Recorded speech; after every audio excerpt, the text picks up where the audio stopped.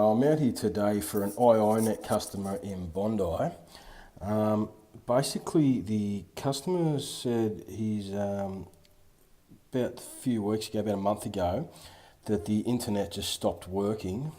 He bought a new router, bought all the followed all the instructions that iiNet gave him, but called us out here today to come and work out what's going on. Now, the first thing I noticed that whoever the Sparky was or whatever they've done this installation here, they've used some of the Cat5 or the Cat6, or it's actually Cat5e cables as jumper wires. Now, that's not advisable because they're quite thick and sometimes they don't go back into the insulation displacement things inside these connection modules well.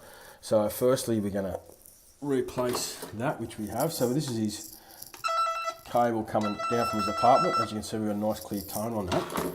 But I'm going directly into his pair here on the A side, and this has just been going for ages. This is the third time I've put it in, and we're just not getting anything on that. It's not linking up. Now he's got a dial tone on it. It's got the correct FNN, but there doesn't seem to be any internet data. Now when I listen to it on my Badinsky, you can hear there's a dial tone on it and it's the right number, but there's crackling on it.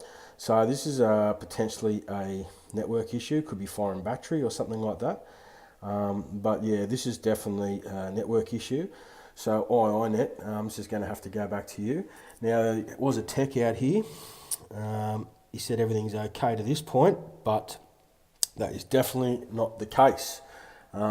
He would have got a dial tone, but if he would have used a DSL tester, he would have seen there was no data on the line. So you're going to need to send out an ADSL trained tech for this one, because the tech who come out here obviously wasn't ADSL trained. So iiNet, this is going back to you. Come and sort this customer out. All right, thank you. Bye.